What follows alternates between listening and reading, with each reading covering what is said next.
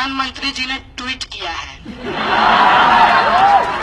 कहा है सत्यमेव जयते। प्रधानमंत्री जी, आपसे भारी वैचारिक मतभेद है, लेकिन सत्यमेव जयते चूंकि आपका नहीं, इस देश का है, इस संविधान का है, मैं भी कहता हूं सत्यमेव जयते। तो उस जन विरोधी सरकार के खिलाफ बोलेंगे तो उनका साइबर सेल क्या करेगा? वो डॉक्टर्ड वीडियो भेजेगा, वो आपको गालियां भेजेगा। बिहार विधानसभा चुनाव 2024 के लिए अभी चुनावी बिसात बिछनी शुरू हो गई है। कांग्रेस पार्टी बिहार में एक बड़ा सियासी दांव खेलने वाली है। बताया जा रहा है कि कन्हैया कुमार जल्द पाला बदल सकते हैं। अटकलें लगाई जा रही है कि कन्हैया कुमार कांग्रेस में शामिल हो सकते हैं। कांग्रेस सूत्रों का कहना है कि उनकी हाल ही में राहुल गांधी से 2 बार मुलाकात हो चुकी है। बातचीत अंतिम दौर में है। बताया जा रहा है कि दोनों मुलाकात के दौरान प्रशांत किशोर मौजूद रहे हैं। अटकलें ये भी लगाई जा रही है कि कन्हैया 2024 में बिहार की तरफ से कांग्रेस के बड़े चेहरे बन सकते हैं। बता दें कि सीपीआई के अंदर कन्हैया को लेकर लोकसभा चुनाव के बाद से ही सवाल उठने लगे थे। यहाँ तक कि अनुशासनहीनता को लेकर भी सीपीआई की हैदराबाद में हुई बैठक में उनके खिलाफ निंदा प्रस्ताव पारित किया गया था, जिसके बाद से कन्हैया सीपीआई से खफा बताए जा रहे हैं। उन्होंने सीपीआई मुख्यालय में अपना ऑफिस भी खाली कर दिया है, जिसके बाद से उनके कांग्रेस में जाने को लेकर सियासी माहौल गर्म है। बताया जा रहा है कि कन्हैया कुमार को कांग्रेस में लाने की जिम्मेदारी जौनपुर सदर के पूर्व विधायक मोहम्मद नदीम जावेद को सौंपी गई है। नदीम जावेद एनएसयूआई के पूर्व राष्ट्रीय अध्यक्ष, भारतीय युवा कांग्रेस के पूर्व महासचिव, कांग्रेस के अल्पसंख्यक प्रकोष्ठक के पूर्व राष्ट्रीय अध्यक्ष और मीडिया पैनलिस्ट हैं। चर्चाएं तो ये भी है कि कन्हैया और नदीम की नई दौर की बात हो चुकी है। यहाँ गौर करने वाली बात ये भी है, कांग्रेस को पिछले 5 विधानसभा चुनावों में कोई खास सफलता नहीं मिली है।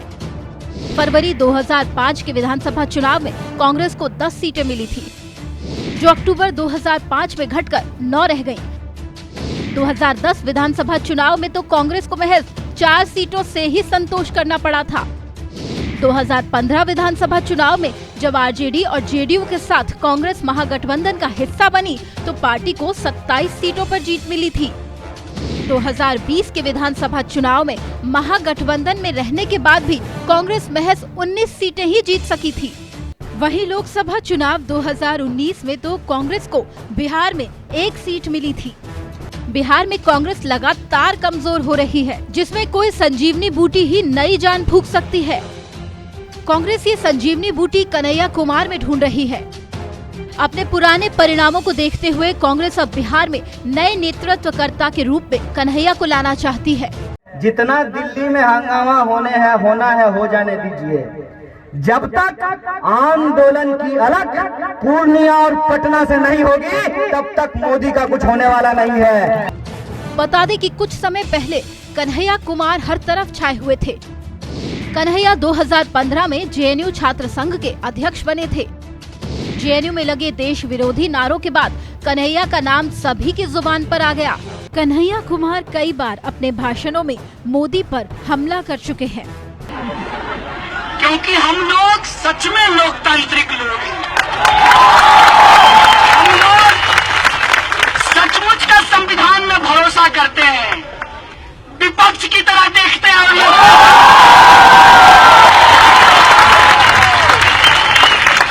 मेरे दोस्त, मैं तुम्हारा वीच हंटिंग नहीं करूंगा,